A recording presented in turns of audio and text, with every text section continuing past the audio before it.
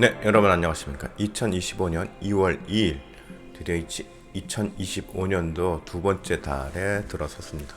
자, 오늘은 이제 스가랴 시리즈 두 번째 시간인데, 특별히 오늘부터는 이제 스가랴가 환상을 본 8번의 환상을 본 것이 있습니다. 그 8번의 환상을 앞으로 또 이제 8주에 거쳐서 쭉 이어서 말씀을 드리려고 합니다. 오늘은 그 첫 번째 환상으로 스가랴서 1장 7절에서 17절까지의 말씀입니다. 그 중에서도 14절에서 17절까지의 말씀을 중심으로 살펴보도록 하겠습니다. 자, 오늘은 다시가 주는 의미라는 제목으로 말씀을 나눌 건데, 여기서 다시란 again 뭐 이런 뜻이죠. 네, 그 다음에 원어에서의 뜻은 우드라고 해서 모아 아니면 좀 더 뭐 이런, 그 다음에 계속해서 뭐 이런 의미가 있는데, 그건 이제 뒤에 가서 또 설명을 드리도록 하고, 이런 다시가 주는 의미라는 제목으로 함께 하겠습니다. 자, 14절부터 말씀 한번 보겠습니다. 14절. 내게 말하는 천사가 내게 이르되 너는 외쳐 이르기를 만군의 여호와의 말씀에 내가 예루살렘을 위하여 시온을 위하여 크게 질투하며. 15절. 안일한 여러 나라들 때문에 심히 진노하나니 나는 조금 노하였거든 그들은 힘을 내어 고난을 더하였음이라. 16절. 그러므로 여호와가 이처럼 말하노라 내가 불쌍히 여김으로 예루살렘에 돌아왔은즉 내 집이 그 가운데 건축되리니 예루살렘 위에 먹줄이 쳐지리라. 만군의 여호와의 말이니라. 17절. 그가 다시 외쳐 이르기를 만군의 여호와의 말씀에 나의 성읍들이 넘치도록 다시 풍부할 것이라. 여호와가 다시 시온을 위하여 다시 예루살렘을 택하리라 하니라. 17절에서 다시라는 단어가 두 번 반복되죠. 우드. 자, 앞으로 전개될 8개의 환상 중 오늘은 이제 첫 번째 환상인데, 하나님은 환상을 통해 유다와 예루살렘을 향한 계획을 알려주고 계십니다. 자, 스가랴 선지자가 본 이 환상은 꿈을 꾸면서 본 것이 아닙니다. 확실하게 의식이 깨어있는 상태에서 영안이 열려서 본 것입니다. 그만큼 스가랴의 경험은 아주 생생하고도 확실한 체험이라는 것이죠. 자, 7절부터 먼저 한번 보겠습니다. 다리오 왕 제2년 11째 달 곧 스바도월 24일에 이또의 선자 베레가의 아들 선지자 스가랴에게 여호와의 말씀이 임하니라. 자, 다리오 왕 제2년, 이건 뭐죠? 이 시기는 성전 재건이 일어나기 5달 전의 시기입니다. 역사적으로 해석서들에 의하면 백성들의 성전 재건 운동으로 하나님께서 이들의 순종을 아주 기쁘게 생각하셨다라고 보고 있습니다. 8절을 보면은 내가 밤에 보니 한 사람이 붉은 말을 타고 골짜기 속 화석류 나무 사이에 섰고 그 뒤에는 붉은 말과 자줏빛 말과 백마가 있기로. 자, 본 구절에서 나오는 붉은 말을 탄 사람은 천사로 보여집니다. 그 다음에 11절에 이제 이 화석류 나무에 선 천사가 나오죠. 그런데 이 붉은 말을 탄 자는 요한계시록에도 나옵니다. 그런데 그의 임무는 뭐냐면은 화평을 없애고 서로 죽이게 하는, 즉 뭐죠? 전쟁을 일으키는 것이었습니다. 요한계시록 6장 4절에 보면은 이에 다른 붉은 말이 나오더라. 그 탄 자가 허락을 받아 땅에서 화평을 제하여 버리고 서로 죽이게 하고 또 큰 칼을 받았더라. 이거 전쟁이죠. 네. 어쩌면 지금 시대에도 이 붉은 말을 탄 천사가 내려와서 확 휘젓고 다니고 있는 건지도 모르겠습니다. 네. 미래의 희망 혹은 밝은 약속을 암시하는 것으로 이제 화석류 나무로 이제 보고 있는데, 포로에서 돌아온 백성들에게 앞으로 여러 여건들이 회복될 것이라는 점을 상징하고 있는 것 같다라고 해석하고 있습니다. 자, 11절.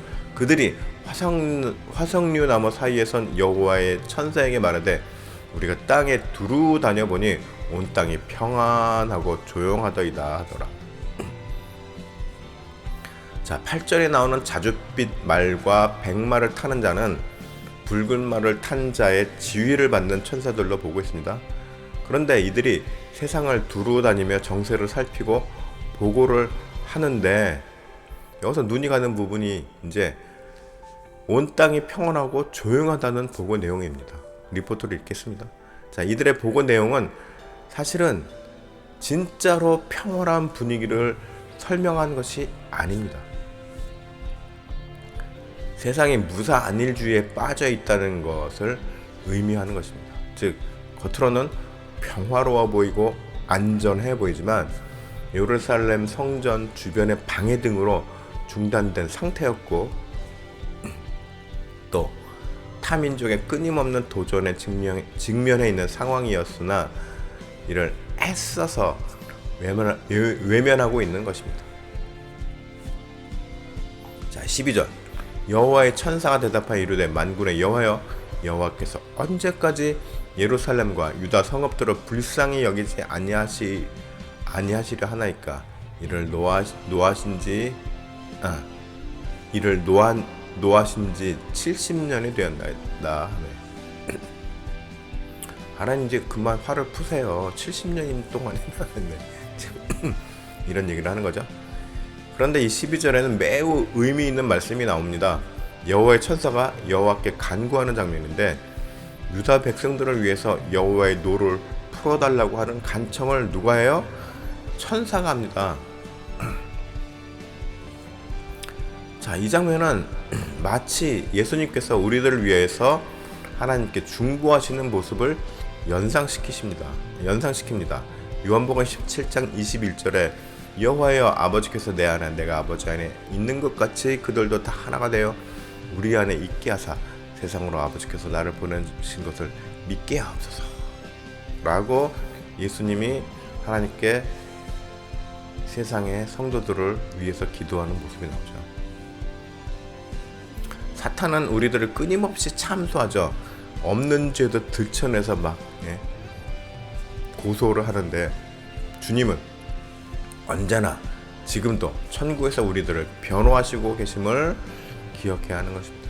자, 15절. 아니란 여러 나라들 때문에 심히 진노하나니 나는 조금 노하였거늘 그들은 힘을 내어 고난을 더하였습니다. 14절에서 하나님은 범죄한 유다 백성들에게 질투하시고 분노하셨지만 이것은 사랑하는 백성들을 향한 하나님의 깊은 마음이었습니다. 사실 질투라고 성경에는 표현되었지만 이 질투라는 단어도 원어로 살펴보면은 내가 더 집중해서 이들을 살핀다, 관심 있게 아주 심하게 애착을 갖고 많은 애착을 갖고 관심을 갖고 있다라는 의미가 들어가 있는 것입니다. 물론 그래서 유다가 잘못을 깨닫게 하려고 예루살렘을 일으켰습니다. 그래서 유다를 치게 하셨지만 15절에서 바벨론이 신났어요. 그래서 유다를 치는데 하나님께서 원하시는 그 일정 수준 이선을 넘어가지 마라 하는 그 이상의 폭력을 행사를 했어요. 그래서 유다가 필요 이상 상하고 다치고 망가지게 되었습니다. 그래서 하나님이 화가 나셨죠. 그래서 이게 하지 말라는 것까지 했네. 그래서 바벨론에게 책임을 물을 것이라는 것을 스가랴 선지자가 선포하고 있는 것입니다. 이거는 유다에게는 어떤 메시지가 되죠? 위로가 되는 메시지가 되기도 하는 것이죠. 16절. 그러므로 여호와가 이처럼 말하노라. 내가 불쌍히 여김으로 예루살렘에 돌아왔은즉 내 집이 그 가운데 건축되리니 예루살렘 위에 먹줄이 쳐지리라. 만군의 여호와의 말입니다.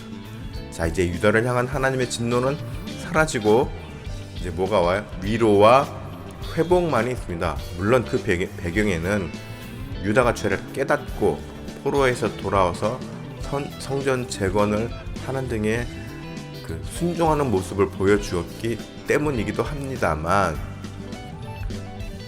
또 그 과정에서도 또 부족한 행동을 보이기도 하였죠. 예. 잠시 뭐 사마리아의 방에도 있었고 또 이렇게 돌아와서 고향으로 돌아와서 이제 점차 생활이 안정되면서 현실에 안주하는 모습을 보이기도 하였습니다. 예. 그런 부족한 모습을 보이기도 하였지만 그럼에도 하나님은 유다를 향한 회복의 손길을 베푸셨다는 것이 중요한 거죠. 여호와의 집이 건축된다는 것은 성전 재건이 마무리가 될 것이라는 메시지도 있지만 우리가 살면서 영적으로 업앤다운이 있을 수 있습니다. 예. 영적으로 아주 좀 높아질 때도 있고 또 영적으로 나약해져서 또 다운될 때도 있습니다. 그러나 그 과정에서도 주님을 향한 마음은 내려놓지 말아야 하는 것이 핵심입니다. 예. 믿음을 저버려서는 안 된다는 것이죠. 예. 그렇지만 않으면 끝까지 주님을 향한 마음을 내려놓지만 않는다면 성령께서 언제나 우리 안에 거하시며 우리의 영적인 삶을 돕고 지켜 주신다는 것을 우리는 기억해야 합니다.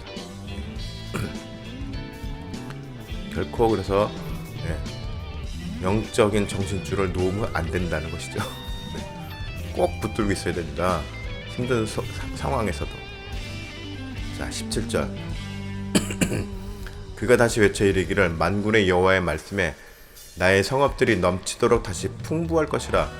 여호와가 다시 시온을 위로하며 다시 예루살렘을 택하리라 하니라. 여기서 다시가 나오죠. 우두. 자, 첫 번째 환상을 통해서 하나님께서는 사자를 통해 예루살렘의 회복과 번영을 보여주시고 다시금 세워나갈 것을 말씀하십니다. 중요한 부분은 다시 시온을 위로하며 다시 예루살렘을 택하리라 한 구절에서의 다시라는 단어죠. 이제 앞에서 많이 언급했죠. 자, 이 우두라는 단어를 두 번이나 반복해서 사용하였다는 것이 아주 중요합니다. 예, 아까도 말씀드렸지만 이 우두는 다시 좀 더 모아 반복해서 계속적으로라는 의미가 있는데 특히 반복하여 계속적인 의미가 아주 강합니다. 즉 하나님께서 우리들을 다시금 회복시켜 주시면서 1회에 끝나는 것이 아니라 지속적으로 함께 하시겠다는 의지를 표현한 것이라는 말입니다. 주님은 우리가 영적인 폐륜만 저지르지 않는다면 절대로 우리들을 먼저 포기하시지 않습니다. 그러나 잊지 말아야 할 것은 사탄은 끊임없이 우리들로 하여금 하나님에게 영적인 폐륜을 저지르도록 유도하고 있다는 것입니다. 따라서 우리는 성령님의 내주하심에 언제나 함께 하려고 노력해야 합니다. 성령님의 내주하심은 내 속에 있는 성령님을 밀어내서는 안 된다는 것이죠. 우리가 잘못하면 어떻게 성령님도 우리 안에서 소멸될 수가 있다라고 말씀하시죠. 그렇기 때문에 그렇게 되지 않도록 우리는 힘써 노력해야 한다는 것입니다. 왜요? 우리들은 언제나 무너질 수 있는 연약한 존재이기 때문입니다. 그래서 성령님의 인도하심과 도우심이 절대적으로 필요하다는 그 자체를 우리는 인정하면서 살아가야 합니다. 말씀을 통해 기도를 통해 우리의 몸과 영을 주님께 향하도록 삶 속에서 늘 노력하며 살아야 합니다. 영적으로 충만하다는 것은 내가 무언가에 취해서 막 이렇게 나의 의식과 의지가 아니라 성령께서 나를 뭐 이렇게 AI처럼 조종해서 다 해주신다는 것이 절대로 아니라는 거. 오로지 나의 맑은 정신과 의지로 말씀을 깨닫고 그 깨달은 말씀을 통해서 바른 간구와 삶의 올바른 언행들로 우리 삶을 채워나가야 합니다. 그것이 그리스도인으로서의 바른 길로 가는 것이라는 것이죠. 굉장히 중요합니다. 그리고 그렇게 살아가는 우리 삶의 여정에 주님께서 함께 하시는 것입니다.